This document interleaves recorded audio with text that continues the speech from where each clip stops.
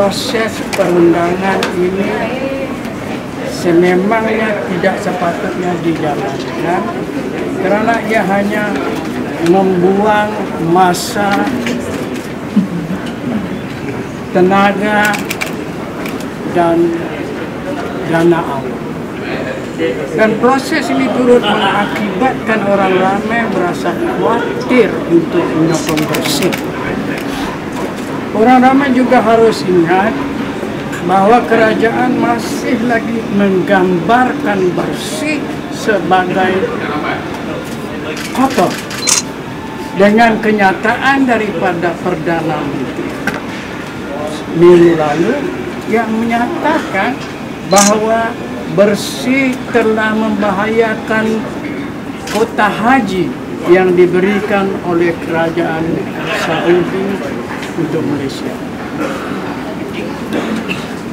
Dan kami ingin mengingatkan semua pihak bahwa Hakim Rohana Yusuf telah pun melihat percanggahan dalam tindakan pihak berkuasa semasa perbicaraan pada 26 Jun.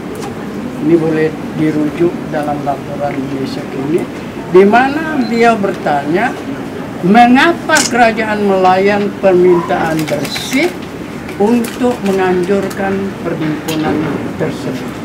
I think the decision is very fair because it is an organization. Bersih is an umbrella organization now. It's more than 84 organizations. So to legitimize those organizations is, I think, it's a bit ridiculous. So I think the judgment was apt.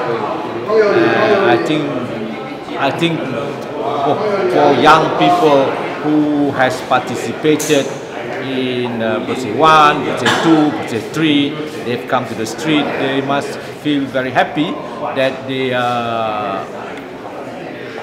organization is not something that is illegal, but something that is legitimate and honorable. So that is important to me. Naturally, when you win, you say it's a good decision. And so I say this is a good decision by the judge to find that the minister, in declaring Bersih to be an illegal organization, lawful society, took into account factors which he should not have taken into account and failed to consider things that he ought to have taken into account. It's a technical sort of phrasing to basically say that he made an irrational decision, a decision that no reasonable decision maker, in this case a minister, would have made. And on that basis, because of that irrationality, she struck down the declaration as being unlawful. To me, the most important thing is that the police they have to return back all the T-shirts and computers and our documents that they have seized from our office, and also to other civilians as well. Just because they're wearing Bersih 2.0 T-shirt, they've been confiscated. So they have to return all those goods back to the people. So it's their moral duty to do that, and also they have to be more transparent in their doings, in whatever their dealings, and that they have to respect the rule of law, basically. Decision today, Decision today, I think this is a decision for the Rakyat Malaysia rather than just Bersih members. It's a good decision. It's actually recognizing, it's giving recognition to what we have been fighting for. And particularly, we have been fighting for is a clean and fair elections. And I think that is still the campaign that we are going to carry on. And we want everybody to actually come out to vote. But in particular, to actually stop the fraud that's happening, we want people to start checking online their registration, and if there's any discrepancy, they have to actually report to Bersih.